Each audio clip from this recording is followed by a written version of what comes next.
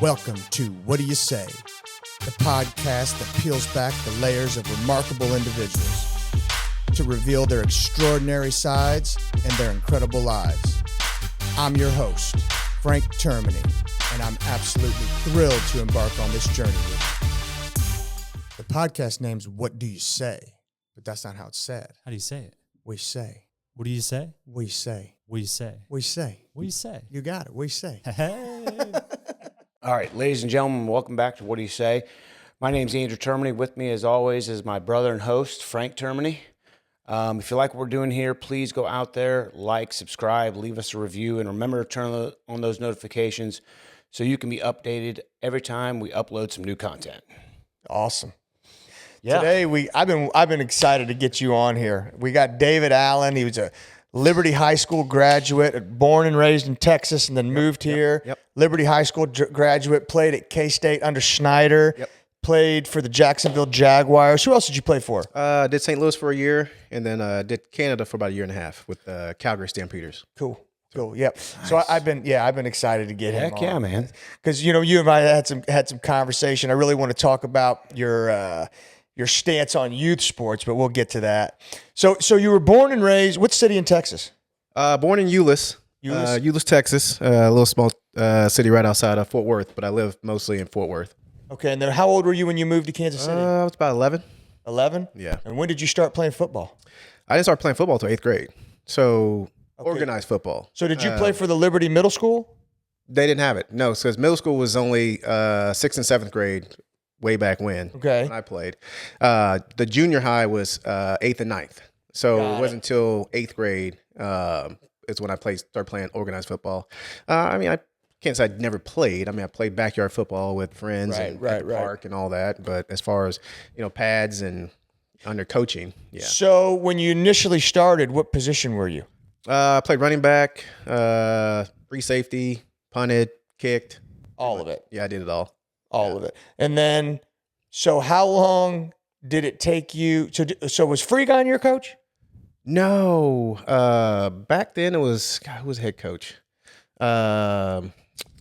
Anderson was not. He was until I was in high school. Phil Wright was one of the coaches. Coach Rabori was one of the coaches. So, okay. And so, what year did you graduate? 96. Oh, so you're a year older than me. Okay, I thought you were younger for some reason. I just look on younger. Yeah, you do for sure. So good genetics. Yeah. So you started in 8th grade, and then so when did you start getting varsity snaps? So I started in 8th grade. I wasn't even sure I was going to even play football, to be honest with you. Missed the first week of the season. I got sick during, but I don't know if it's still, you still have to have the 14 practices before you can play the first game. Yeah. Anyway, so I missed the first couple practices, so I didn't have the 14 practices. So I missed the very first game. So I only played, is it still 5 games, or they play more than 5 games now? What, in 8th grade? In middle school, yeah. Oh, gosh, they play more than that now. Yeah, so back then it was 5 games, so I only played 4. And then, after that, going into my freshman year, I actually got recruited by Rockhurst to go play for Rockhurst. How'd that happen? I think I did okay as an 8th grader, and Sev looked at you, and he came over and was like, "Hey, why don't you come play for Rockhurst?" And we had just went undefeated in 8th grade, and no class had ever went undefeated 8th and 9th grade. Right. So I was like, not real sure. And anyway, so decided not to go to Rockhurst, wanted to stay, play with my friends here in Liberty. Sure. Things like that. Plus, I found out that back then at Rockhurst was an all-boys school. That wasn't going to cut it. Wasn't going to fly. Yeah, no, I get it. So I was like, no, I'm good. I'll stay here. Anyway, so finished, stayed both seasons at junior high, and then started playing varsity as a sophomore. Started playing varsity as a sophomore. Okay. All right. And running back the entire time then? Running back and receiver and corner. And corner. Okay. And everything else. So you, What kind of speed were you clocking in high school? Probably about 4 or 5. Man. I mean, my fastest 100 was a 10.4. So what was your fastest 40? Probably 4 or 5, maybe. Really? Yeah. Okay. That's okay. that's That's still flying. Yeah. It's still Would you flying. think it was more? Well, I thought it was going to be less than that, honestly, as an NFL running back. Yeah, Well, I figured he. Less, huh? That's in high school. Okay, yeah. In college, my fast was a 4.36. There you are. Now you're talking. Okay, now that. Okay. Yeah. All right. So Moving. yeah, that's fine. Yeah, that is That's definitely- moving, bro. Not today, it's not. Not when guys are running 4.21s and 4.22s. I know. What the hell? Yeah, that's insane. I mean, what is the deal? You know, back then, 4.36 was considered fast. I never considered myself fast. I felt like I was more quick than fast, but I was looking at the edge guys in the combine. These are 270, 280-pound guys running 4.4s. and unreal. I mean, that's machine-like stuff. I mean, the athletes today are totally different. If you look at Victor Wembanyama in the NBA, he's a 7'2", and he's got a crossover and can shoot a three. I know. It just doesn't make sense. Well, how about that Clark? What's the girl's name from Iowa? Caitlin Clark. Oh, my God. Yeah, What a savage. right. What a savage. It's a different world, So- but that's evolution. Oh, well, I don't know what they're feeding these kids here. Yesterday, I was training up at Flash. I wish I knew the girl's name. So Derek and Jared Smith own it. Okay. And Jared was training this young girl. She couldn't be but 17 years old. I think she's getting ready to be a senior. And she's deadlifting 225 pounds. Okay. She's doing box jumps with a 36-inch box jump. And I'm like, just a machine, just an animal. She's going to go play Division I volleyball in Florida. I can't remember the name of the school. Well, I think, David, you're 46, is right? Is that right? Yep. Yeah. So you graduated in 96 from high school. Mm-hmm. Okay.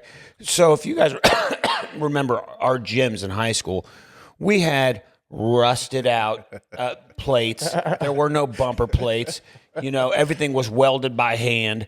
The shit creaked. I mean, the science and technology of how we work and build with athletes. I mean, you're a testament to how the evolution of how you train people. Yeah, no, I get that. It's for just sure. different. Well, and even like here, I've been on some Zoom calls with other strength and conditioning coaches that don't necessarily have a physical therapy background, but are very like dialed in. Yeah. You know what I mean? Because you could get pretty much any information you want off of YouTube, Right. you know, and you could, just subscribe to people like Jeff Cavalier, who's, incredibly intelligent, smart guy, PT, does a lot of athletic training. He's chiseled. He's ripped. Guy looks great. Yeah. But I mean, he's incredibly dialed in, and, you got, all kinds of different resources. The thing about it now is nowadays they're starting younger. Right? Yeah, they're starting to lift. They're starting to lift younger. They're starting. I mean, we've got 8, 9, 10-year-olds at speed and agility. Right. You know what I mean? They're what they're doing and how they're doing it based on 20, 30 years ago, everything was powerlifting. Yeah. Right. It wasn't about plyometrics and some of these other things, and a lot of the speed stuff the different things that you can do now to increase speed, increase explosion. Right. Yeah. Everything was just power, right? How much can you lift? Well, and here, so it's funny because Coach Simone was intimately involved in the recruiting process of Jay Sean Ross, who ended up going to Alabama, and Alabama, they're not even concerned about how much you're lifting anymore. They're more concerned with the speed with which you move it. Mm-hmm. So they're more worried about power, right? And listening to their coach, I mean, he's like, here, we're not power lifters, we're athletes, right. and that's a big that's a big shift in the paradigm. Oh, for sure. And these guys, they're so much more mobile, and it's incredible. So, how old were you when you started to get recruited? What year did you start getting recruited, and who all recruited you besides K-State? Got my first letter as a freshman. You got your first letter from a college as a freshman. University of Tennessee. Well, that's not a small school there. No. And that time, So University of Tennessee was the top tier. Well, they still are pretty Well, at the yeah, Power but Five. They're getting back there. But you had Vince Young going through there. You had, that was like, they were, So you had to get some varsity snaps as a freshman for them. Didn't want to. They asked. So then how did they know? How did they get wind of David Allen? I was sitting in class, and they bring in a letter, and it's from the University of Tennessee after my freshman year. Yeah. I got to wonder how they even got film on you or anything. I have no idea. Because it was Especially really way back then. It was the thing is, like I said, for me, I didn't even know if I liked baseball. Was my sport. I love playing baseball. Kind of like your And nephew. Football was kind of like, if my buddies are going to play, I'll play. You know, and I just happen to be good at it. And so every year it was like, I don't even know if I want to play football. You guys going to play? Yeah, we're going to play. All right, cool. You know, it was kind of like that. Yeah. You know, and then as I continued to play and continue to get better, and it's like, okay, I really, I think I really like this. You know, I'm not bad at it, and now I'm starting to get attention. You know, and like I said, the letters kept coming in and stuff like that because I'd never thought about going to college. You know, let alone play football in college. You know, so it was just one of those things where it's like, because I mean, no one in my family had ever went to college or anything like that. So, Right. you know, the knowledge of having the access and opportunity to go play was kind of like on the back burner. You know, So his nephew goes to Pius. He's going to be a sophomore, stud athlete. Do I know him? Eric Billington is his name. He, I wouldn't be shocked if he gets some looks this year on defense. I think. And, Is he a big boy or is he? he's tall. He's tall. probably 5'11". Yeah. And you know something? He's putting on size. I mean, he's been at every offseason workout, and he's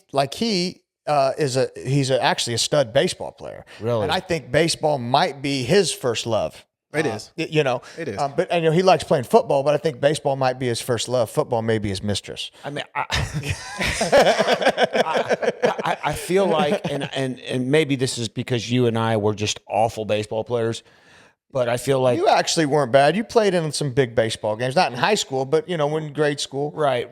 I mean, I don't know if we can count that. I mean, Frank, you were a man child and you were hitting the ball out of the park in 6th grade. But I just hated baseball. It's just too slow of a game. I hated it. It's funny. I'll tell you a great story. So I played baseball up until I was a sophomore, and then decided I was going to run track. But they would pinch run me because I used to be fast many eons ago. And we were playing a doubleheader against St. Mary's, and in between the games, I went and got a hot dog. And I'm sitting there in the dugout. I'm just a freshman. I'm eating a hot dog, and all of a sudden, they call me in to pinch run. I got mustard stain on my shirt, and I go in and I get picked off. But I feel like baseball takes more hand-eye coordination. It's just Here, you can't. Nowadays, especially, but even really then, baseball really wasn't a game that you could just work on during baseball season. No. Those guys that thrived at that sport simultaneously worked on that sport, and then they were hitting 100 balls off a tee every night too, probably. And I just didn't like the game. Yeah. No, I don't. Now, here, that being said, as much as I love football and I would say football's in my veins, I never had more fun watching anything than when the Royals went to the World Series. oh God, see, that's the thing. I can't watch baseball. Oh, hold on. I hate really don't like watching it either, but that was the most exciting time I ever had watching sports. I don't care when it is. Watching baseball, I can't do it. Like, and unless it's my nephews or Right. my son and stuff like that, where I can actually be excited about what's going on.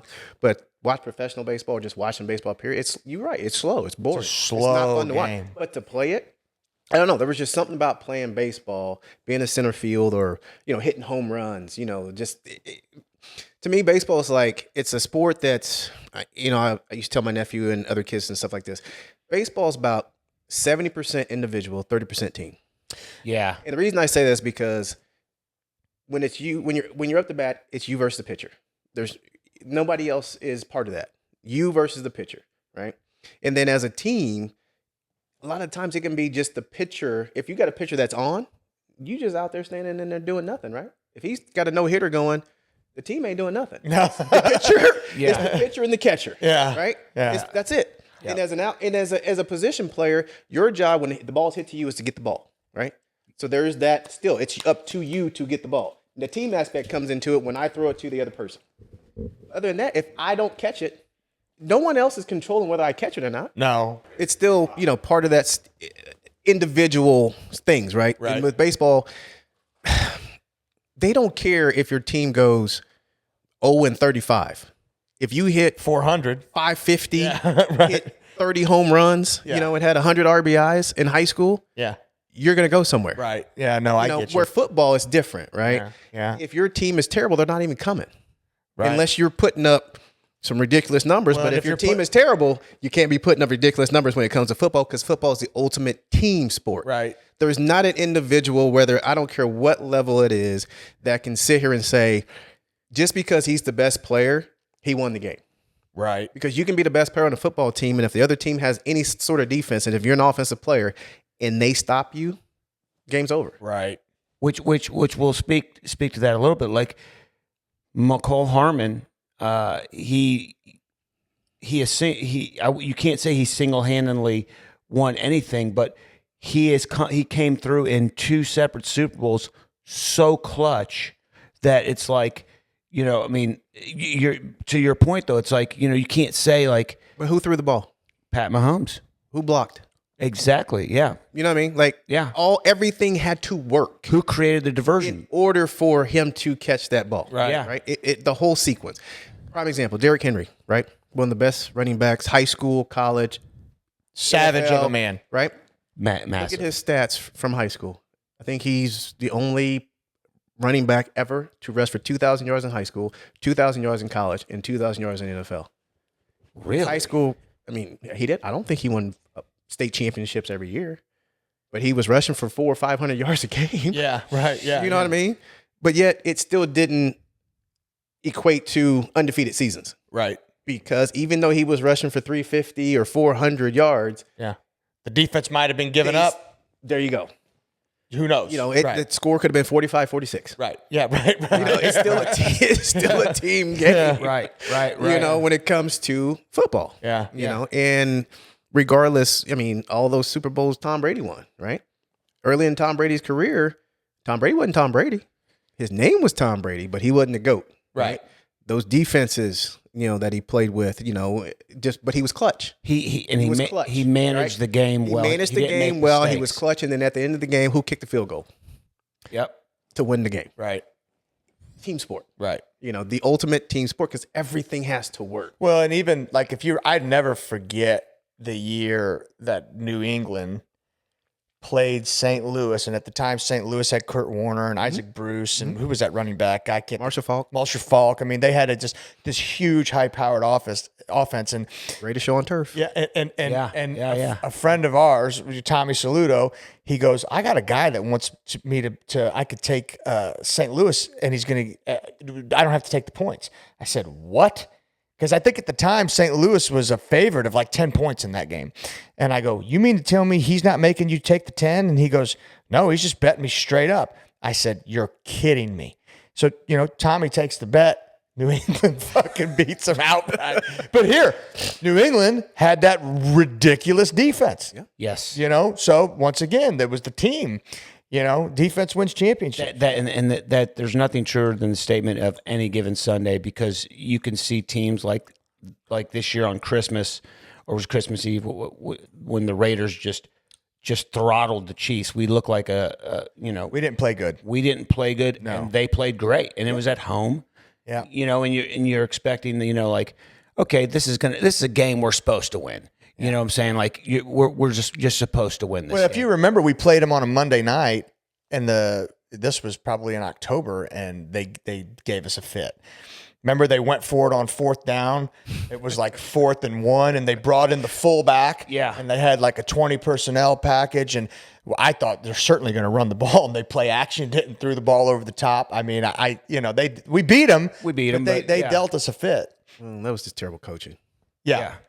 It's one thing when the players lose the game, but when coaching loses the game, Yeah. it's like, come on, man. Well, that's what are we doing? That we'll say that's what happened in the Super Bowl. How does your team not know to defer the coin toss in overtime? Wait a second. There was all kinds of shit that was going on in that Super Bowl game when I'm screaming, call a timeout, call a timeout, call a timeout, not understanding the rules of overtime, because the clock didn't matter at all in that situation. No. Because even if the clock ran out, the rule is they got to get their. It's a new game. It does. But what I'm saying is there was some rule where even if the clock ran out, Still get a possession. they still get to finish the possession. Absolutely. I didn't know that. I'm thinking, I can't believe they're not calling timeout. Yeah. So, but yeah, there was a lot going on that I wasn't aware of. So did you play with Sproles? Sproles was younger. Sproles is younger. So Sproles came 10 the year years after younger. No. 10 years young. Come on, Frank. Did he go to Olathe North? Yes, but he's like. I thought he graduated in like maybe 2 or 04. 3 No. He graduated in 2000. Yeah. 4 years. Man, I thought he was much younger than that. Okay. Actually, 5 years because he came the year I graduated. Okay. He got there in 01. Maybe there was another kid that won the Simone Award. Maybe it was Arlen Bruce. Arlen Bruce, same age as me. Oh, is he? That was all jacked up then. He won the Simone Award, didn't he? Yeah. Okay. Yeah, I knew he was a stud. Were you up for it? Okay. All right. Yeah, that's a big award. And Arlen Bruce won it. Arlen's younger than me. Liddell Betts. Liddell Betts won it over me. Yes. Okay, so here, I used to wake up every single Saturday morning. And of course, I'm showing my age with this because I would want to find out how many yards I rushed. Because you never knew till Saturday morning when you read it in the paper. Right. And I'd be all fired up, maybe 100, 110, 115 yards. I'd be all fired up. Liddell Betts was putting up 400, 300 every single week. I mean, it was just an animal. And in a bigger program. Yeah, he was at Blue Springs. Yeah. He played in the league, right? Yeah, he played for Redskins. That's what I thought. Well, the football team. Whatever. He played for Washington. Washington. I think so did Sproles for a short period of No, time. Sproles played for San Diego. He didn't play for Washington for a he short played for the Chargers. He played Okay. for the Chargers and then Philadelphia. Okay. All right. Yeah. So when you What did Arlen Bruce do? Arlen, Sorry, I didn't mean to. No, Frank, go ahead. I'm trying to think where he was. He was in the league for a little while. Was he? Mm-hmm. Okay. Yeah. Yeah. So go ahead. What were you getting ready to ask? I was just going to start talking about how the junior and senior year in high school went for you, and as things kind of ramped up, what made you decide to go to K-State versus all of the other options I'm sure you had? And then who all did you like? Who all did you have? You said you had Tennessee, you had K-State, obviously. Who else did you have coming after you, and why did you choose K-State? I mean, I be honest. I mean, I think I was getting recruited by everybody. Not trying to sound cocky or anything like that, but it is what it is. Like my sophomore year, I played wide receiver, running back. Like I said, I mean, I did a lot of different things. Played corner. I kicked extra points, kicked field goals. I punted. Did all those. But then, so Brandon Dolt was the running back at the time when I was a sophomore. Okay. So I split time with Brandon, and then I didn't take over full time. Starting running back until my junior year. Got it. So my junior and senior year, full-time running back, full-time corner, play both ways, which is like unheard of. You don't today. do that, right? Yeah. Right. But when you're as talented as you are, you can't take you off the field. But back then, I mean, a lot of guys, that's what we did, right? You kept the your best players on the field, and today, I mean, you don't have to do that. I guess they don't do it. They choose not to. Yeah. They will with some dudes. With some guys, yeah. Most guys. I mean, Travis Hunter, at Colorado, great player, playing both ways. Think he's awesome. He plays both ways currently? Oh yeah. Really? Oh yeah. You haven't been watching? I have not been watching. I didn't know that either. Yeah. Big 12. Got to get hip to it now. Colorado's in the Big 12 now. So Yeah. Dion, I love Coach Prime. time. I do too. I love Coach I like Prime, him too. man. Oh, yeah. He's legit. Yeah, for sure. So Travis Hunter, he's playing both ways in college. But that's unheard of. Normally you don't have a guy playing as much as he did, this past season both ways. Right. So, but anyway, like I said, sophomore, junior, senior year, played running back. Going to, like I said, pretty much got recruited by, got letters from every school. When you narrowed it down your senior year, So my top 5 was Nebraska, K-State, Mizzou, Colorado, Arkansas. Got it. At the time, Arkansas was, pretty prevalent in the SEC. Back then, Nebraska was Nebraska. Yeah. Colorado, still these are top schools in the Big 8, Texas and all those Colorado schools. was under Coach Mack at the time. What was his what was that guy's name? Colorado? No, it was Newhousel. Was it? Mm-hmm. I thought it was that guy because they had a 30 for 30 on him. It was unbelievable. It's called The Gospel According to Mack. It was really good. I thought can't think of his last name. Go on though. But anyway, so for me, the reason I chose K-State, Nebraska wanted me to play defense. Colorado wanted me to play wide receiver. Plus, at Nebraska, you're talking about Amon Green and they big backs, Right. Right. They ran that wishbone at the time. Right. And all they wanted were bigger backs, right? Bigger, faster backs. And I was, 185 pounds coming out of high school. Right. And they were like, well, you can come in and play receiver. I'm like, but you guys don't throw the ball. right. Yeah. You mean run routes? Right. Well, I went to Nebraska and be a receiver or play DB. So, and then Colorado, K-State, like I said, Mizzou, and then Arkansas. But I took a visit to Colorado, K-State, Mizzou. I had been to Nebraska for some games before, stuff like that, and had visited before. So I didn't even take my official visit to Nebraska. I canceled it once I made my decision to go to K-State. And one of the reasons was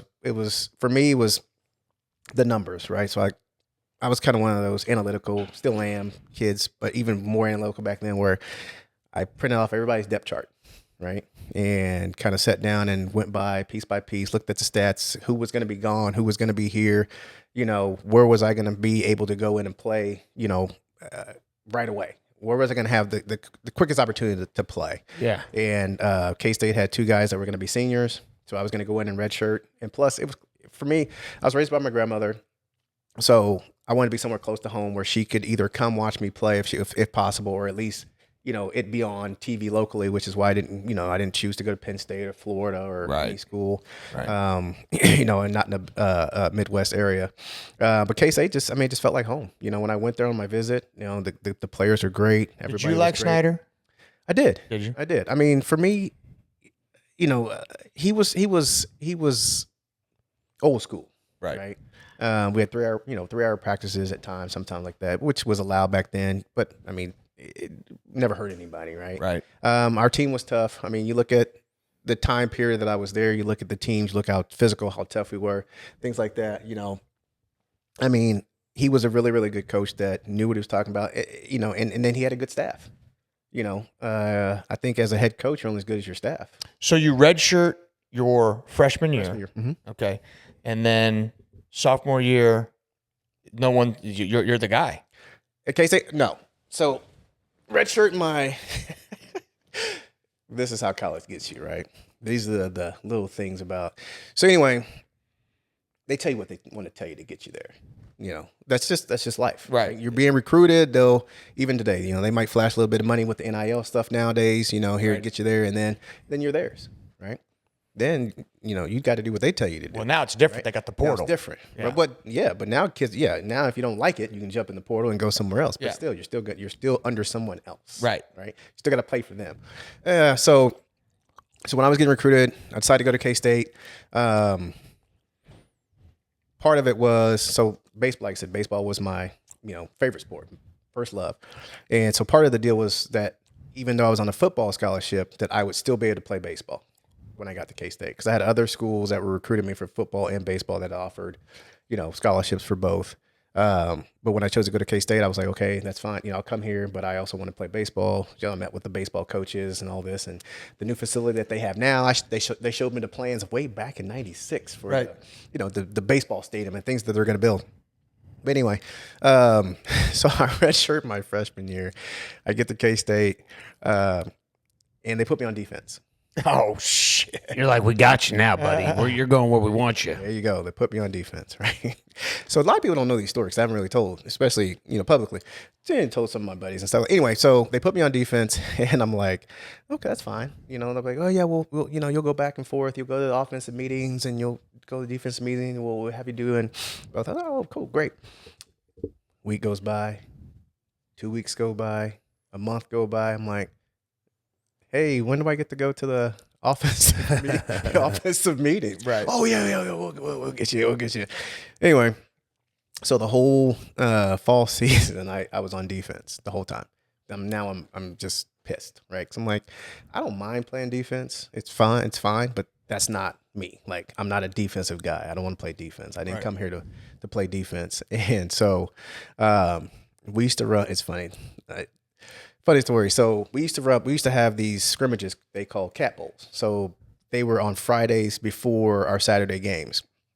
And so it would be scrimmages for the guys that were not going to dress or play on Saturday. So basically all the freshmen and, maybe some sophomores and things like that weren't going to play on Saturdays, we would scrimmage and they would film them.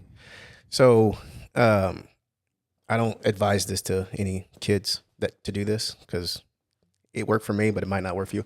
Anyway, so I was on defense, and I was like, you know what? I'm done playing defense. They're not going to put me on offense. So if I continue to excel at defense, they're going to keep me on defense. But if I'm not good at defense, then they don't have a choice but to move me. Yeah. So I get burned. You know, let a guy just run right by me, catch touchdowns, And so I was like, oh, that's fine. If you're not going to do what I want you to do, then I'm not going to sit here and, and perform, Yeah. So anyway, went through the season. I ended up moving back to offense in the spring. And This is after your sophomore year. no, this is my redshirt. So during my freshman year, so redshirt. So the redshirt year, you're still fresh. So you become a redshirt freshman the next year. So you're still a freshman. Got it. It's just a redshirt freshman. Gotcha. So going into my redshirt freshman year, moved back to offense, play running back. So Eric Hickson was the running back, and Mike Lawrence were the running backs at the time. Well, Hickson, they were both supposed to be gone. Well, Hickson broke his leg my freshman year, so he got granted a medical redshirt. Got it. So he was back. So I split time with Hick. So I actually moved to slot receiver. So I played slot receiver my redshirt freshman year and did running back too, and then did special teams. And then going into my sophomore year is when I played full-time running back. But I did punt, kick, return, and running back, and play receiver. So I was able to do a lot of different things on offense too. So your sophomore, junior, senior year is running back. Yeah. So when did you start getting recruited? Now I got to say, when did you start getting recruited in the NFL? Probably. Well, I don't think I ended up really being on any lists as far as like possible draft, as far as where I would go, projections or anything like that until after my junior year. So my sophomore year, how many yards you rush for? I did more special teams than I did running back because as things started transpiring through the years, they're bringing in other backs. Now we're splitting time. No one was full time. It was a lot of different things. Of running backs. Exactly. So for me, I found my niche as a punt returner. Got it. So my freshman year, I had hardest thing to do on a football field. but it's the funnest thing to do. Yeah, I mean, I wouldn't want to do it either, man. No way. Especially back then when the rules were what they were. They weren't They could kill totally you. set up to. But you got to be smart. Right. Yeah. That's why they give you this. Yeah. Yeah. Speaking of Sproles, that guy got this is my free. Hey, don't hit me. Yeah. Yeah, Yeah. he got crucified on a punt return. Sproles did in the NFL. He did. Yeah. I think it was just not last year, the year before, wasn't it? Maybe a couple years ago. Was- Yeah, but it's fun. To me, as a punt returner, you have to be fearless, right? Have to. I mean, it's also a position where it's the only time where all eyes are on you. Because you got 21 guys down there and you're the only one back. Yeah. And everybody's wanting to see what you're going to do. Right. They don't care about what the punter's going to do. They don't care about how far he's going to kick it. They want to know what you're going to do once you catch it. Right? So 21 up there, one back. You're the guy. You're the guy. But you're also the guy that the kick, the offense is coming down to just knock your head off. So it's and you're completely exposed because you can't look at who's coming at you. No, you can't. So that It's called peripheral vision. okay, all right, If you have really good peripheral vision, you can see it all, right? right, Which I truly believe that's where baseball helped me. okay, Right? Because I played center field. So I've already got the skills as far as tracking ball in the air, being able to run it down, all those things like that, right? Being able to see the ball, where it is, judge it off the bat, all those things like that. So I'm already doing all those things. So I just got to translate that to catching a bigger ball. And for me, that was the hardest. So and when I was in, middle school, I was a catcher. And so I just got used to being a catcher and just seeing the ball come in, see it come in, see it come in. Well, I got to high school and they wanted me to play in the outfield because I could run. Yeah. And they put me in right field. And I got to tell you, when a right-handed hitter hits the ball to right field, there is a weird-ass tail. yes, You know what I mean? And so if you don't see that coming at you all the time, I mean, I literally, I think at one point ran in a circle. Like I ran up on it, ran back on it, ran back up on it, and naturally I didn't catch it. right. But I mean, that is a difficult thing to do. If you're not used to it, it is. Yeah. I mean, and it's so, and they could sit But there and it's no different than like today. if we went outside and set up a jugs machine and shot punts, I would catch 10 out of 10. You probably catch None. I'll give you 2. I'll give you 2. You might catch 2. You know, Maybe. Yeah. I don't know that I'd give myself 2. I'll give you 2. They have to come right at me But because I ain't running for it. But it's, that's my point, right? If you got lucky and one came right to you, you didn't have to move. You could probably catch it. Yeah. But it's if you're not used to doing it, then yeah, it's difficult. But like I said, for me, it was an easy transition because baseball, I was already doing it in baseball. Well, and I'll tell you this right now. You know, the biggest like hindrance for me, in my opinion, even as a running back, was vision. Yeah. Right. I had terrible tunnel vision, and I think that may be why I was able to just thrive in between the tackles. And I was fortunate to play the game at a time where, you know, the fullback, you know, he was a bowling ball. Right, it wasn't the fullback that they play today, where they throw the ball to you all the time, and you You know were the Mike Allstott era of fullback. fullbacks, right? So Yeah, that those the moose. there was a lot of room for a guy that would just barrel into you, That's what they wanted you to do. and so. But if I could I play in today's game, I don't know, Andrew. I mean, I really don't. You'd probably sit the bench. I think. I mean, really, like I would have been a terrible zone runner. I didn't have the patience for it. Zone running is another animal because it's the patience of that You have to be incredibly patient, and you have to have very good vision. But like that, Once again, you're talking about peripheral vision. yeah. Right? Yeah. Because you got to be able to see everything. Yeah, Right? You got to be able to see the front side, if there's a lane here, or the cutback. yeah. Right. And so you're not just focused on one thing. You know, yeah, I'm looking this way, but I still see the screen over here. I still see this camera set up over here. Yeah. I still see, you know, what you got on the wall over here. So it's like you can see everything, even though you're focused here. And you got to be able to see it because when guys start shooting this way and the gap opens this way, you got to be able to see that to make the cut back this way. Yeah. You know, and like, But they didn't run a lot of zone when you played either. That was mostly gap. Yeah, it was mostly ISO, Yeah. you know, I formation, toss, sweeps, and stuff like that. But the better backs, we didn't need the zone because you had the quickness, you had the shiftiness, you had the vision to get the cutbacks and all those things like that and make people miss and everything like that. So, you know, a lot of it wasn't, you know, as far as running backs go, that it was funny because like in college, a lot of guys, everybody played running back, right? So the skill position guys would come in and there'd be a lot of running backs and half of them would go to defense. Well, why did they put all the guys that they recruited as running backs on defense? Good hips, right? Yeah. Right? You want a guy to backpedal. You want somebody that's got flexible hips. Yeah. Right.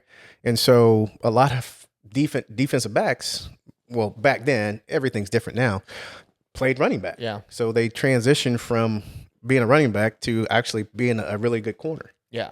Well, and speaking to like the patience and the zone, like when you compare like a running back like Clyde Edwards-Helaire versus Pachenko, I feel like the only thing that's separating the two is Pachenko's way more patient. He's way more patient as the play flows to where I feel like Clyde. He's also incredibly downhill, Andrew. He is downhill, but when he hits the hole, when he turns on the gears, it's go, you know, to where Clyde Edwards-Helaire actually has a shorter frame and actually probably could hide out a little bit better, but he doesn't have the patience that Pachenko has, in my opinion. Now, I'm not a running back. I was a linebacker. So, you know. I mean, different running styles, Yeah. you know. Yeah. I think Pachenko may be one of the most aggressive runners I've ever seen. That's what I was going to say. He's more, use the term aggressive, right? He's where he's very choppy and it's very quick movements. Where, like you said, Clyde is more of a glider, right? It's more like hold here, one cut and go. I don't know that I would And classify. Pachenko is more. He's shiftier, right? Everything's always moving, But so I don't you know that never I would- you never really know which way he's going to go or where he's going to go. But he hits the hole hard and he runs aggressive. His don't- feet like never if- stop. Nope, they Watching never him, stop. I wouldn't think to put him in his own scheme. You know, you wouldn't think so because of how hard he runs and how well, I mean, his speed moving forward, but like But that's the thing. He's learned to be patient, even though his running style is a little different, right? If you watch his first year versus last year, you know, last year there was a lot more patience in some of the things that he would do versus, you know, his first year, he would just burrow up into the back of somebody a lot of times and then bounce off and find the Right. gap. Where now it was like, okay, yeah, all that's great. Maturity. You got to slow it down a little bit, right? Because, linemen don't like it when you run to their back. You're putting your helmet in their back, even though you get 15 yards after you bounce off and find a hole somewhere else. But he's learned to be a little bit more patient. Yeah, the feet are always moving. Yeah, man. They never stop. But at the same time, even though they're moving, they might not be moving forward. Right. You know what I mean? They can still be moving in this direction. And now he's able to slow it down and then find the holes instead of just being impatient, right? Yeah. So he was a lot more patient this year than he has been in the past. So senior year, K-State is when you start realizing, hey, I got a shot at going to the NFL. So junior year I was actually. So my sophomore year, like I said, for me, everything kind of transpired as a returner. Right. So, like I said, my freshman year, I had 1 punt return for a touchdown. My sophomore year, I actually led the nation in touchdowns, yards, punt returns. So, I had 4 touchdowns for 4 punt returns for touchdowns my sophomore year, like 730 yards or something like that in punt return yards. I think I had more yards punt returns than I did rushing. Right. That year. And so things started kind of shaping up as a returner. The only person in NCAA history to have 3 punt returns in 3 consecutive games still Wow. to this day. And so things started forming as a returner, things like that. My junior year, still playing running back, still being a punt returner, had 2 punt returns for touchdowns. Was All-American my sophomore year, All-American my senior year as a punt returner. Had 2 my junior year. Was tops in the nation and average, things like that. And then my senior year actually got hurt. So first game of the season we played here at Arrowhead against Iowa, and I think it was called Pigskin Classic or something like that. And earlier in the game, ran a punt back for a touchdown, which would have been my 8th punt return of my career, which would have been an NCAA record. So back then I had tied the record for most touchdowns in a career with 7. Going into my senior year, that first game I actually broke it, but they threw a phantom flag, called it back. Oh, man. And then later on in that game, I ended up actually hurting my ankle. So I missed like the next 8 weeks of my senior year. Tore deltoid ligament, fractured fibula, all that good stuff. And Or the so- deltoid ligament. Well, yeah, you're not going to tear the deltoid up, fracturing the Yeah. well, I'm shocked you actually didn't I didn't have to have tibia. surgery.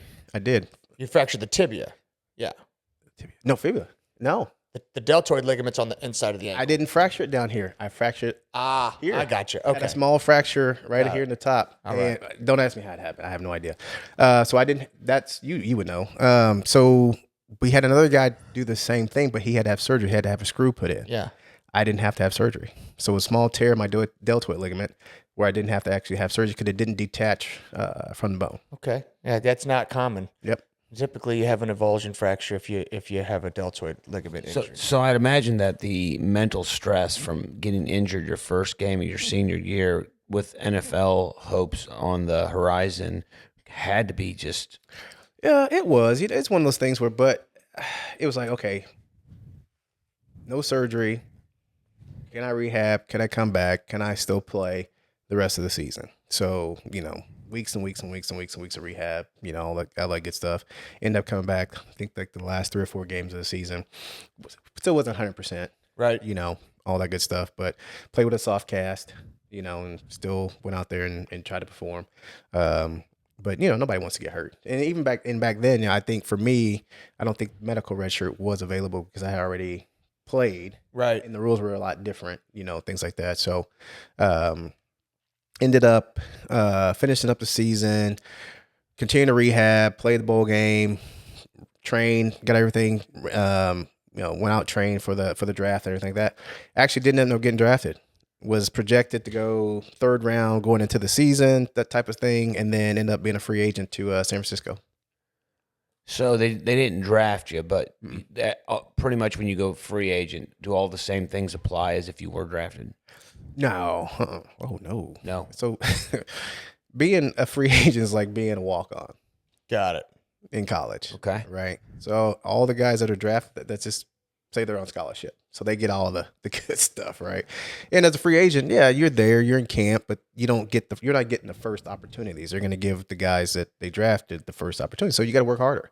You don't get a chance to have a off day, Right. as a free agent. You're under that's a lot of pressure. You are. So, I mean, a lot of guys have made it. I'm not the first, but it's how bad do you want it? How hungry are you? And even when the cards are stacked up against you, it's all about your will, your want to, and hopefully the right situation, as far as the team goes too, right? Because, you go in as a receiver, running back, and they already got, Marshall Faulk and a couple other guys that are rotating in. Chances are you making that team are slim to none if you don't go out there and impress every day. Right. Because you ain't taking Marshall's spot. No. You know what I mean? And so you got to find your niche somewhere else. And for me, I was a returner. So having an opportunity to be a returner, not only play running back, but be a kick returner, punt returner guy, that kind of helped me as well. I think, make a team as a free agent. So you started at San Francisco? I started at San Francisco. So my career was all over the place. Talk to me. Let's hear it. So Started San Francisco. Still go to San Francisco my rookie year, get hurt the third preseason game. I re-injured my ankle. Hold on. Before we jump there, I kind of want to watch some highlights of his college. And Throw him on there. Yeah. Am I on YouTube? I think so. I think this is you. David Allen, 7 punt return That's you. touchdowns. That's me. Ranked. Please take a second, click subscribe, hit the alert button. You'll get K-State highlights, interviews, and analysis at least 3 days a week. Pretty good intro from that guy.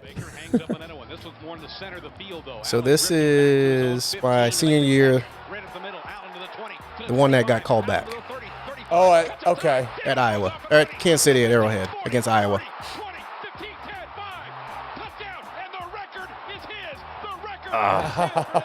Would have been. Hold on. So what you just saw was technically not one of David Allen's 7 punt return touchdowns in his career. This is an honorable mention, and it's a heartbreaker. It was called back because of a bogus Hey, we're block talking in to the guy who's with the broken See heart. this? Be Not a easy block on in him. the They back. call this a block in the back. Oh, come on. Yep. The 8th punt return That is an touchdown absolute David chicken Allen's shit career. call. It would have set I'm an counting it, NCAA Dave. record at the time. I'm counting it, too. Oh, I count it too. I tell people I have 10. I had 3 get called back. So technically I have 10 that I actually scored on. List here at number 7 with a punt return against Kansas. The Jayhawks were the first victim of David Allen's career. This one coming back in 1997. Punt of the day, only averaging 36 yards a kick. Booms it away. It's a good kick. David Allen backed it around to 30 to catch it. Upfield goes Allen, 35, 40, has a hole, 50, 45. Man, you look taller on the field, Dave. 30, 20, 15, That was my freshman year. I was just skinny. Their second special teams touchdown of the day, and the Wildcats have blown this one open. They lead 30-9. Number 6 was against Northern Illinois in 1998. This is a very rare example here. David Allen's punt return for a touchdown was not the biggest special teams play of the game for K-State. That honor belonged to Martin Grammatica's 65-yard field goal that he hit against Northern Illinois, which was the longest in NCAA history without the use of a T. Still, though, this one is awesome to watch. Northern Illinois, 73-7. Good high booming kick. Allen drifting back. Will haul it in around the 32-yard line. Skip through the. Look at that. To the 40, Yeah. to the 50. Allen to the 45, to the 40. One man to beat. That's that old school turf there, man. Yeah, Yes, it is. That's the turf that'll take your skin off. Oh, yeah. You don't get tackled right. Touchdown for Kansas State.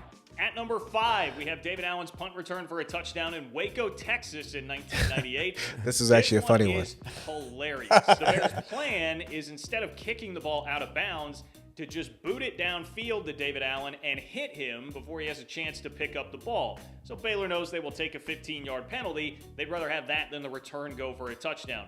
Only one problem here. Baylor hit David Allen, but forgot to make sure he didn't pick up the ball. Fourth TD return of the season. Allen drifting back. And again, he gets hit before he can make the catch. Oh, Allen man. picks it up. No. 40 to midfield. Oh, no. Here, if they're going to do that, they got to drill you. Got to be smart. They got to drill Be you. smart. All kinds of flags down, but those are on Baylor. They just Oh, their coach has got to be furious. This was the Yeah. plan for Baylor all along, not That was a cheap one. That was a cheap one. But I'll take Coming it. to number 4 on the list. This another from 1998. It's against Indiana State. This was only the second punt return for a touchdown of David Allen's career. And it started a stretch of 3 straight weeks in which he took a punt return back to the house for a TD. David Allen back at the K-State 45. The snap back to Aguilar, gets it away. Good high kick. Allen around the 37 to pull it in. Oh. Eludes one tackle to the 40. Allen to the 50. 45, 40, 35, 30. David Allen inside the 25, 20. Angling to the far side. 15, 10, 5. Touchdown. Wow. Talk about peripheral vision. Yeah. There you go. Second time in his career. I mean, are you kidding me? That one from 63 yards out, and it's 34-0 Wildcats. As awesome as this list has been so far, the top 3, believe me, are a cut above everything else we've seen. We come now to the 1999 season. This is a game K-State played at Iowa State, and the Wildcats won. But there's a lot more to the story. For K-State, they're coming off the 1998 season, losing Michael Bishop and a slew of NFL talent. It's only the 3rd game of the year. K-State has benched He was the quarterback quarterback, Jonathan right? Michael Beasley Bishop. at halftime, Yeah. down by 21 at a terrible Yeah, we Iowa go in at State. halftime in this K-State game fans down looking 28 around to 7. thinking, Oh, shit. this may be a down year. Yeah. Lose here at Ames, 3rd game of the year. Not so fast, my friend. K-State gets it to 28-14, and Iowa State makes the mistake of kicking it to David Allen. Cats could use a big punt return by Allen. Gomez gets the snap. Fumbles it a little bit, but recovers, kicks it away to Allen, who's going to catch it inside the 10 at about the 7. Allen gets upfield to the right side of the 10, the 15 to the 20, breaks free. Allen to the 30, cuts to the outside, cuts back again to the 40, to the midfield, to 50, to the 30. To Oh, the 40, yeah. to the Flying. 15, 10, 5. Oh, baby! Touchdown! Kansas State! David Allen rockets up 93 yards. It's his 6th career touchdown, and the Cats are to within 8 points. We come to number 2, and this is the same season, just a little bit later in the year, 1999, at Texas. Now, Texas made a big show publicly throughout the week about saying how did. they would not kick it to David Allen. 3rd quarter, did. K-State trailing Mac Brown said, 14-9, we will not sputtering up. kick the ball Familiar to David story. Allen. David Allen takes this one to the house. K-State goes up. They never relinquish the lead and win this game 35-17. Good snap, long, gets it away. Hangs it up there. Allen's going to catch it at about the 25. Allen eludes the first Longhorn. Gets upfield to the 30. Oh, what a block. Allen to the 40. Has some room to midfield. Allen to the 40. Allen down the sideline to the 30. Allen to the 20. 15, 10, 5. Touchdown. Oh, he did it again. 2nd straight win for David Allen. And for the 2nd straight year, he brings Getting one the back cutthroat. against University. Yeah, that was legal back then. Yeah. Yeah, you can't do that Finally, today. number 1 is a very easy pick. This is David Allen's Mona Lisa, his magnum opus, whatever it is that you want to call it. 1998 against Texas. Quite simply, it's one of the most amazing returns you will ever see. To return a punt for a touchdown in 3 consecutive games. Allen drifting back will pull it in at the 8. Allen up to the 10-yard line, gets by a couple of defenders, still on his feet to the 15, to the 20. Allen. Oh, man. Stumbling 4 to the 30, to the 40, to midfield, 45, 40, 35, 30, 20, 15, 10, 5. I love seeing 3 and 4 guys right behind you, just, you know. 92 yards. He almost went down not once, not twice, not 3 times, kept his balance, and streaked down the sideline for 6 more for the Wildcats. Man. Real. Like I usually do, I just, I catch the ball and just try to take the ball upfield. And I caught the ball, and then I made first couple guys miss, and I was headed back this way, and I started going the other way, and I was going back the other towards the sideline, and I almost fell. Congratulations once again. Wow. That's cool, man. That's a youngin' right there. Yeah. Yeah, that's so funny. It's a funny thing. So on that punt return, the ball actually hit my helmet. So my face mask comes down. Yeah, I seen you adjusting. Exactly. So Yeah. as I'm running back the other way and I go down, I'm like, oh shoot, I can't see. So I actually have to raise my helmet up. But anyway, but no, those were great. The thing about it, and I always tell people this, my job was easy. It was just to catch the ball and run. The guys that, blocked, they're the ones who made it happen, because there wasn't a guy on those punt return units that Wasn't looking for someone to hit. that did, and they wanted to be there. Yeah. Like, our special teams were so good that we had starters trying to get on the punt return unit, because that's how much confidence they had in me You know, and regardless of whether they just played 15 snaps on defense, Jared Cooper still wanted to be on that punt return. Right. You know, Demetrius Butler still, you know, those guys still wanted to be a part of that because they knew, hey, look, if we block, something special going to happen. You know? And a lot of times it did. But for me, like I said, they made my job easy. I mean, you look at what?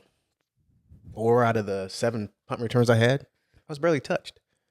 Yeah, Except the last one. the last one was the Mona Lisa. Yeah. Exactly. You know, but once again, you look at the others, and very rarely was. I mean, the gaps in the first one against KU. I mean, one guy missed, and it was like this wide. I mean, there was nobody there. Right. You know, my job was just to run, and so I always give credit to all those guys that were ever part of, you know, those punt return units because, you know, I get the credit, I get the recognition, I get all the hoopla, you know, and the fame and whatever you want to call it, and they don't. So this is my way of saying, hey, yeah, my success was because of those guys, and if it wasn't for those guys doing their job, I wouldn't have had a job. Sure. You know, so I give all the props to them. You know, like I said, football's a team sport. Yeah.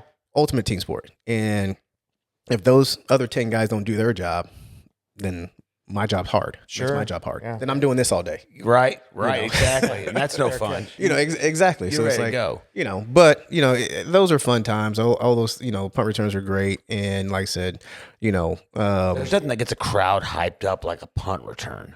I mean, everybody's going wild. Yeah, they are. Like and the thing about it is the defense isn't even mad. no, hell You know, no. they just came, you forget, they just came off the field. Yeah, that's right. That's right. Now they got to go back. Yeah, that's But they're right. not mad, you know what I mean? Because, you know, everybody, the enthusiasm's there, the adrenaline's pumping, you know, we just scored. And so they're like, okay, let's go do it again. It's in my opinion, the kickoff return for a touchdown, the punt return for a touchdown is the biggest momentum shift in a football game. There's a stat, I don't remember what it is, but I think it's like 90% of the time, if you return the opening kickoff, you win the game. Really? There's a stat that I don't quote me on the percent, but it's significant. Yeah. Yeah. Or I would imagine anytime you have a special teams return for a touchdown, the percentage of you winning that game is probably higher. Yeah. Yeah. You know, of all those games. Yeah. So let's talk about the NFL now. So you go to Frisco, then when do you go to Jacksonville? So I go to Frisco. So I go to San Francisco. I get hurt. I get cut after the 3rd game. So once again, these are things that I didn't know. So I'm like, hey, I got to get healthy. You know, I get hurt in the 3rd preseason game. I missed first practice, and I'm like, oh, I got to get back out there. You know, I'm trying to make this team. What I didn't know is that if I would have just stayed hurt, then they would have put me on a medical red shirt and I would have made the team anyway. You know what I mean? So since I rehabbed and went back out there, and I wasn't 100%, they were able to cut me because I'm on tape as being healthy. So it was kind of a crazy deal. I'm actually we're getting ready to go play Denver. So you still get paid if you stay injured. Yes. Oh man. Yeah. You're on IR. Yeah. And you get paid to be on IR. Shit. And so we're getting ready to go to Denver, actually in the locker room packet. This is how cutthroat sometimes, you know, you've seen the Hard Knocks and all that stuff. And they come get the guys and tell them, you know, bring your playbook and all that. So I'm sitting there packing my bag to go to Denver for the last preseason game. And I come get that tap on the shoulder. Hey, come on, I need to talk to you. All right, okay, cool. Bring your playbook. Oh, shit, really? Anyway, so I get cut from San Francisco, go back to Manhattan where I'm continuing to rehab. You know, my agent's trying to get teams and, you know, getting on the phone, trying to get workouts, but you got to wait till the season starts. You know, all the cuts are finally made after the preseason and everything like that. And I had a couple workouts during that time, didn't sign with anybody. And so finally I decided to just sit out my rookie year. So I didn't play my rookie year. Didn't sign with anybody. Didn't do anything. I went back to Manhattan and actually rehab my ankle. Wanted to make sure it was 100%. Go back to Manhattan, rehab for the whole rest of the year. And then I actually go back. I'm in Manhattan, so I actually do the pro day all over again. So for the following year, for the 2022 draft, I ran at pro day at K-State's pro day in 2022. And Okay. so What is pro day so like? pro day is basically like the combine, Okay. but it's at your school. So every school has a pro day where all the scouts will come, and then the guys do like a mini combine, but it's just your school. Okay. Versus going to Indy where they've got, all the guys from all over and stuff like that. So it's like a mini combine. Anyway, so scouts were there.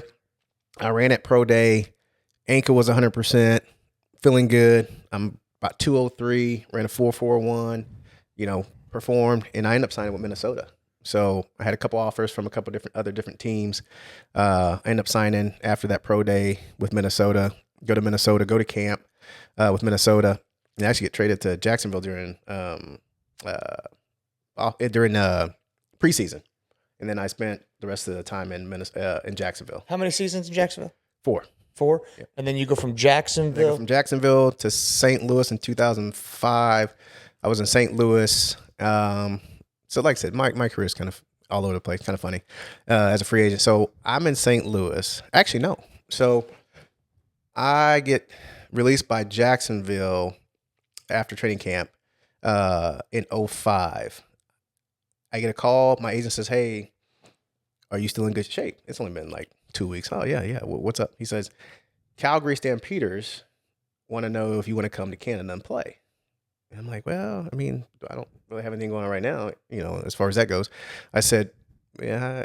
I said, do I have to stay there the whole season? Yeah, and he's like, well, I don't know. I said, he's like, what are you talking about? I said, well, because if someone calls, if an NFL team calls and wants to sign me, am I able to leave? And he's like, well, we can put in your contract, So I was like, okay, cool. So they put in my contract that if any NFL team during the season call, they would release me to come back down here and play. So I go to Calgary. I play like 4 or 5 games up there. Halfway through the season, I get a call from the Rams. And I come back and I play for the Rams in 05, 06. And then I go back to Canada and play again another season with the Stampeders and retired in 07. What made you finally make the decision to retire? So when I was back in Canada, I actually had a meniscal tear, MCL, sorry. Tore a slight tear in my MCL in the second, third game of the season up there. Didn't have to have surgery, but came back and it just wasn't the same. Plus it was Canada. Right. I get it. Not from home. And, I think I signed a 3-year deal to stay up there. And I was just like, I don't know if I really want to be up here for the next 3 years. And I didn't really have anything going on down here. So I finally decided to retire in 07 and, go into the real world. You're still on a Madden football game. That's all that matters. Yeah, way back when. You know what I'm saying? That's pretty badass. And you're still on NCAA football game. That's pretty badass, So like I said, the career. Did you miss it? Like when you were retired, were you ready to retire, or? I don't think anybody's ready to retire. Right. Ever. I mean, because it's something you've done for so long. That's part of your routine every single day. Play football, get up, go work out, go train, go to training camp. Those things. But it's just a way of life. And it's like, when I first retired, I said, okay, what am I going to do? The routine changes. Now the routine changes So how long did you take off before you went and got a not long. job? Maybe 6 months, something like that. Just chilled for 6 months. Who in the NFL that you either played against or played, on the same team that you saw play and run and you were like, holy shit, this guy is unreal, mind-blowing. You know what I'm saying? Played with a few guys, actually. So when I was in San Francisco my rookie year, T.O. was there. Oh yeah. So being on the field with, T.O. and some of those guys that were there, it was like he wasn't T.O. then. No, yeah. He was just not yet. He was just Terrell Owens. Yeah, he was Terrell. He was Terrell. Yeah. But him, and then when I went to Minnesota camp, I was there with Randy Moss and Dante Culpepper. And those guys. And then, I played with I was on some teams with some really good players. Then I go to Jacksonville and I'm there with Jimmy Smith and Fred Taylor and, Mark Brunell and Brian Leftwich, a lot of, studs. But, for me, playing against Ray Lewis, The all-time greats up in Baltimore. Yeah. I actually scored my first touchdown against Baltimore in my NFL career up at Baltimore. But there was just so many going to New England, playing on the same field with Tom Brady. Yeah. What What was your favorite stadium you ever played in? Probably Jacksonville. Jacksonville? Yeah. 'Cause Green Bay was cold. Oh, yeah. Yeah. Not that the stadium wasn't great. New England was cold. It was snowing. Yeah. No, Jacksonville, it was, the temperatures were always good. The climate was always great. The weather was good. But playing against, going to, like I say, playing in Green Bay, playing on the same field with Aaron Rodgers, guys like that, Hall of Fame guys, Yeah. just to have that opportunity. Sure. Is Rodgers coming back this year? He's coming back. I'm ready to see him go, man. Yep. Well, we'll see. Not go like retire. I'm ready to see him as a. I like him. I just like the shit out of him, man. I like him. I really do. Oh yeah, great quarterback, great dude. So we'll see how the Achilles holds up this year. Yeah, that's a I big think he was issue. ready to come back last year, but because they weren't in a position to win, you don't think he was ready to come back? No. I mean, I can't even believe it was even a thought. Well, here, what's his name came back with an AFO on. Come on, he played for the Chiefs and then he ended up compound fractured his tibia, just like Theismann. Come on, what was his name? I don't know. Come on, the quarterback before Mahomes Alex Smith. Smith. Yeah. Hey, that guy's a tough son of a bitch. Yes, he is. But look how long it took them to come back. Aaron Rodgers was talking about coming back in 12 weeks. That's Yeah, crazy. but it was a different injury. Yeah, but it's an Achilles tear. Achilles tear. 12 weeks. Yeah, you got to push off of an Achilles tear. Oh, you have to be able to mentally get yourself to be able to do it. Yeah. Here, I bet you that guy from Frisco struggles. Oh, sure. I mean, he wasn't doing anything but just hopping up and down on the sideline. Yeah. He was getting ready to run on the Run on field. the field. Yeah. Yep. Yeah. Gone. Just like that. That's a The strange- cope to get injured like that in the Super Bowl has hold got on. to be intense. Let me tell you something. That guy was going off. He was flying to the ball. Yes. Flying to the ball. I mean, like a savage. Yes. He would that was game could have been different if he's in that game. yes. But that's what's so crazy about football, right? Football is a collision sport, right? It's full go, run into you're like two cars crashing into each other, and he gets hurt that way. Yeah. Right. He wasn't even, he wasn't even doing anything. Well, a lot of them. It's one thing to have somebody take your knee out or take your, break your leg because they put a helmet into it, or you get drove into the ground and you get injured that way. Always doing jog on the field. Yeah. He gets hurt. Done for the season. Something like that. With the way that the game is constructed and how physical football is, Yeah. to get hurt that way. That was just the Yeah, straw man. that broke the camel's back. He wasn't even during the play. It's one thing if he's trying to tackle somebody or grabs, or chase somebody down and it goes out. But he's I'm just curious. Yeah, man. That's terrible. That's terrible. If you look In the at biggest game of his life. Exactly. it's made me sick. It really did. It does. It makes you sick. I mean, so if you took stats at NCAA Division I level and NFL, contact versus non-contact injuries, I'm just curious what that stat is. I bet you there's more non-contact. I would say, yeah, I would probably say I that. bet you there's more non-contact. What's the There's a lot. hardest? What's the hardest hit you ever took? Let's see. 2 games. Texas Tech in 1997. Okay. Hated playing Texas Tech because it was like getting stung by a bunch of bees. Yeah. It was during the punt return. Got hit in the back. Ah. I thought like, oh shoot, something ain't right. Something's not right. I stayed down on my knees for a few minutes before getting up, and then we were playing. It was in Jacksonville. We were playing against Tampa Bay, and I went through and collided with head to head with somebody, and it was just like, oh my gosh, Yeah. like. And the head-to-head wasn't what the head-to-head is these days. No, it was just 2 guys running in, getting tackled, and it just was one of those collisions that just really hurt. Did you notice a significant change in the speed of the game from college to NFL? Yeah, I mean, because you're talking about defensive linemen that can run a 4.5. Yeah. Yeah. And defensive ends that run 4.3. Yeah. We're talking about Javon Curse. Yeah. Was playing back then. Yeah. You know what I mean? Yeah. And so it was faster, but I mean, my thing was this, regardless of where you were drafted, free agent, whatever, every level, you have to see yourself on that level. right? So whether you go from high school to college or, middle school to high school, once I got to high school, I didn't care I was a sophomore. I'm on the same, I'm playing on the same field you playing on. So why should I be intimidated by anybody else? I mean, you got to be worried about me too.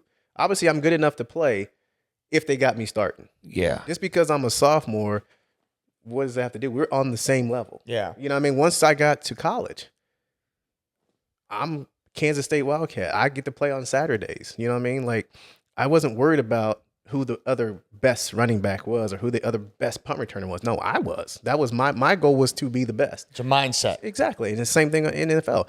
Yeah, I'm playing with Randy Moss, and I'm not saying I'm Randy Moss or just as good as him, but we're on the same level. We're Right. both professional athletes. Yep. So for me to say that I'm worried about this person or that person or this person, no, I'm trying to be just as good or better. Right. And if my job as a punt returner or a running back is to do my job, I'm trying to do my job at the highest level. We're on the same level. Yes, he's an all-pro. Yes, there's levels of it, but we're still both professional athletes. So he's got to respect me as a professional athlete too. Right. You know what I mean? Just because he's an all-pro don't mean you can't get shook up. Yeah. You know what I mean? Yeah. I'm here too. You know what I mean? And that's just how you have to me, that's just how you have to go about it, because if my during the game, if my eyes are too big because I'm in the backfield and Ray Lewis is on the other side, and I'm worried about that being Ray Lewis, I can't do my job. Right. I don't care that that's nothing. No offense to Ray Lewis. Yeah. I don't care that that's Ray Lewis. There's I got a job to do too, just like he's got a job to do. And like I said, we're both professional football players. We've both made it to the mountaintop. Yes, he's been playing longer. Yes, he's an all-pro linebacker. He has a job to do. I got a job to do. I'm trying to do my job better than him. He can do his job. He's probably not Ray Lewis on the football field. He's number 52, and you're like, he's playing middle linebacker at number 52. I don't even know the number. He's middle linebacker. Yeah. And I know what I need to do. I'm not paying attention to Well, it. and But the thing is, you know who the other right? Come on, yeah. You ain't just looking at him as middle linebacker. Yeah. You know Okay. 52 and who that is. But my point is, there's no intimidation factor there because I still have a job to do too. Well, and I think it's funny that you say that, because I think what makes a professional is a guy who, when he sees number 52 at the Mike linebacker position, doesn't shit down his leg, but looks at it as an opportunity to, hey, I could fucking beat I could beat Yeah. Ray Lewis today. Yeah. I got a shot at beating Ray Lewis today. And I think that mindset is ultimately what makes a professional a professional. Oh, for sure. But you can look at it from a different perspective too, even talking about college. So when I got to K-State, like I said, I wanted to redshirt.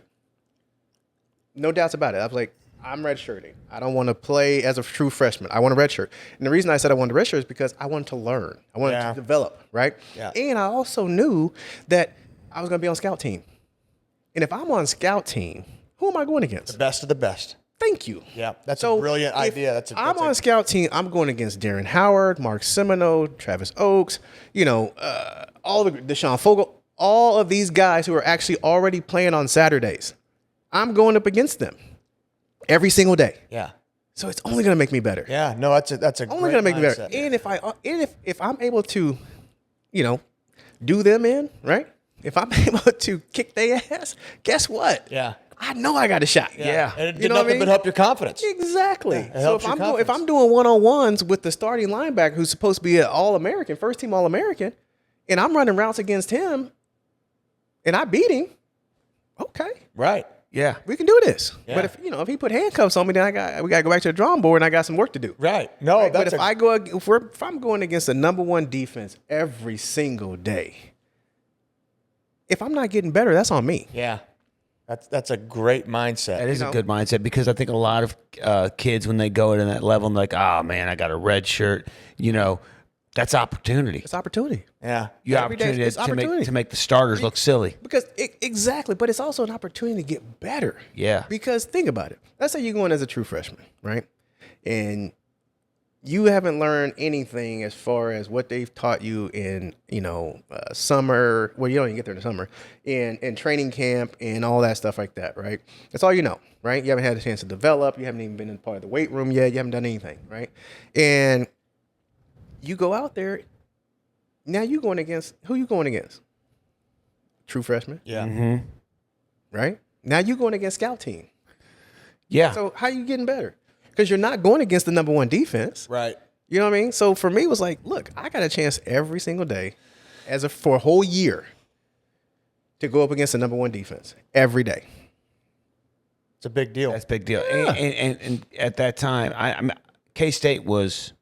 Oh yeah, You guys were there. Oh, hell we yeah. were on the rise. I mean, we got to number one in '98. Yeah. You know, and we got to number one again in 2000. You know, so yeah, the teams were good. We had some good teams. Yeah. I mean, I think we were the time that I was there from '97 to 2000 when I played. I think we were 44-7. Yeah. We won 11 games. You know, 4 straight seasons. Yeah. You know, so That's big. we weren't terrible. Deal. You know, but I don't know. I think, you know, kids today, you know, when you're looking at opportunity, you know, I think, you know, the kids who aren't playing, you have to give them props from being, you know, because there's a lot of guys that go out because they just love playing football, right? And they might not even play, Right. but they're still there and they get no credit, right? They don't get any credit for anything, but they deserve the credit. Because they're the reasons why, you know, you're able to practice, right? They're the reasons why you're actually getting better. Yeah. And they're getting better because those are the guys who are in development, right? Those are the guys who are going to come along and play the next few years. And so it's like they don't get the shine. They don't get all the newspaper clippings and all that stuff like that, but they're the most important. Well, and here at Pius, we kind of adopted that, we adopted that philosophy of, hey, the coaches are going to pick the scout team. You're not going to just say, oh, you know, so-and-so is going to go ahead and be on the scout team. No, we're picking the scout team and we're picking the guys that are going to give us the best look. Yeah. And so it's kind of like, hey, it's an honor to be on that scout team. Yeah. You know, and that's kind of the culture we've adopted. Here, one thing that I really want to talk on, because we're on a little bit of a time crunch, but I want to know, what's one thing that you would tell young athletes, like a philosophy that you've adopted that allowed you to get to where you went? Something that you would even tell your own son, you know, advice that you would give your own son that allowed you to get to where you went. I honestly think that, like, how you prepare and what your mindset is, right? Go into every situation, and I guess it's kind of hard. I think I had to develop this and I had to learn it the hard way based on my upbringing and family life. Like, for me, it's like, I don't expect anything from anybody. Because if I don't expect anything from you, I can never be disappointed, right? Yeah. If I don't have expectations from you or anybody else, right, then how can I ever be disappointed? Because now it's all on me.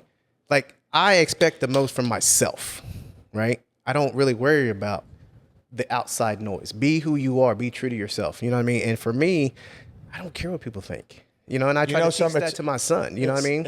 And I try to teach that to my kids because if you look at 1%ers, there's plenty of common denominators, but one of the common denominators of those 1%ers, they don't give a fuck. Yeah. They do not care. You can't, because they do not care. And I'm not saying that I don't care about what no one thinks. Like, the only people I care about is family, right? Yeah. Family, I care about what they think because they're the ones who will always, they're the ones who love you, right? Friends come and go, right? Even girlfriends come and go. All those things, part of your lives come and go. But the people who are true to you, the people that you truly believe in, you know, and it's like, and that believe in you. Right? They're always going to be there. No matter what you do. Right? They're always going to have your back. And so for me, that's my opinion. I care about what my son thinks, right? I care about what my family thinks and things of that nature. But the outside world, why do I care? Yeah. Like, you know, and no offense to anyone. And I'm not saying it in a negative way, but I agree with you. I do what I do because I am who I am. And I don't really care what other people think. Like, I don't wear this outfit. I didn't wear this because you care what I wear. I don't care what you think. Or you don't like K-State, or you don't like this. Okay, that's your opinion. You're entitled to your own opinion. You know, when I do something, as long as I'm not hurting other people or being offensive to anyone, then I really don't. I honestly, truly don't care, because I learned a long, long time ago, if you don't expect people to do things, right? If you don't expect anything from anybody, then you will never be disappointed. Only way you'll be disappointed is if you let yourself down, right? Because if your expectations of yourself, because now it's all on you, right? Yeah. If you you do this, you train, you work out, you do the things that you need to do. If you don't succeed, it can't be someone else's fault, right? No matter what happened in my career. So here, it's funny you say this, because another thing that 1%ers do is they don't allow themselves to have an external locus of control. Somebody else will never have an effect on their success. No, because my career, like there's a plan, right? We don't know what the plan is. We have a plan, but we don't know what the plan is, right? As far as what the plan for our life is. We can say, oh, I want to do this, I want to do that, we can plan this way. But at the end of the day, you don't know how it's going to turn out, right? You can always have a plan, but you don't know what, when I was 15, I couldn't tell you that I was going to be sitting here with you guys today, right? I didn't know that, right? But at the end of the day, it's like, yeah, I want to go to the league. I want to do this. I want to do that. But how am I going to get there? I have a plan on how to get there, but doesn't mean that plan's not going to be derailed. I got hurt. I didn't get drafted. But at the end of the day, it's like, that wasn't somebody else's fault. I didn't blame the coaches, right? I didn't blame this person. No, I just went out there, I rehabbed, and I continued to work and do the things I need to do, because at the end of the day, it's on me, right? I control what I do. Right. That's all I can control. I can't control other people. I can't control what you say. And that's what people try to do, right? That's how they get caught in these little lies, right? Because they tell you one thing because they're trying to control the narrative of how it's going to be said. But I can't control what you're going to say. I might tell you one thing, but I don't know who you're going to tell. Right. Yeah. Yeah, I might be like, hey, man, don't tell nobody, right? Right. But I can't control whether or not you tell somebody or not. Right. Because if you do, and it gets back to me, I'm like, damn, dog, I thought I told you not to say nothing. But it happened. If you don't want somebody to know something, don't say something. Yeah. Well, no, that's and it's not about like trying to like not trust people and this and that. Yeah, I'm not saying don't trust anybody, but you got to trust yourself before you can trust other people. Sure. Stay true to yourself. Exactly. And that's that's how I live. That's why, like I said, I try to teach my son those things, because at the end of the day, especially he's 8, and I tell him, listen, son, not everybody's going to like you, and some kids are mean. But you can't let it affect you, right? Because kids are going to say stuff. They're going to do this. They're going to do that. You just, stay strong and just walk away. Yeah. Don't worry about it. For me, and it's hard for an 8-year-old to grasp that concept. But if you continue to tell them, they'll eventually get it, right? Sure. Something will click. Something will click. Right. Yeah. Exactly. So, like I said, my thing is, my advice would be true to yourself. Be who you are for you, right? Not for your parents. Not for your girlfriend, not for your brother, your sister. No, you got to be true to yourself first, regardless of how old you are, and if it's something that you truly, truly believe in, it's something that you truly, truly want to do, don't let somebody tell you can't do it, because there's a lot of guys out here that, a coach or a recruiter or somebody told them they weren't big enough, they weren't fast enough, they weren't able to do this. I got a lot of examples of guys who didn't even get recruited, but to have Super Bowl rings, Biletnikoff Award winners, all those things, because somebody said they weren't good enough, but it didn't deter them, drove them for achieving their goals and their dreams, right? Yeah. So regardless of whether you're the biggest, smallest, until you tell yourself, I can't do it, don't let somebody else tell you can't do it. Right. Because as long as you believe you can do it, you can. Yeah. Because until you physically can't, who's to say you can't do it? Yep. If you work hard enough, give you a Jordy Nelson. Yeah. We all know who Jordy Nelson is, right? Super Bowl winner, Biletnikoff Award, big K. He wasn't recruited by anybody. He was a walk-on at K-State. Played with Aaron Rodgers. Was drafted in the 3rd round. Yeah. All those things. Played defense when he first got to K-State. Was up for the Biletnikoff Award his senior year. Yeah. It's a top receiver in the country.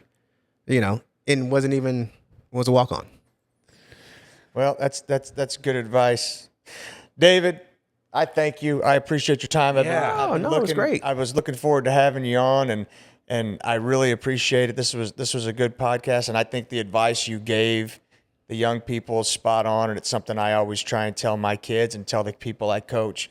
You know, so and especially in a world where kids are so focused on pleasing others, and social media has 100% driven this, and I think that's good advice to adhere to, and I really appreciate your time. Oh, no, I appreciate you guys having me. That was fun. Thank you. Yeah. Thank you Thanks, very man. much.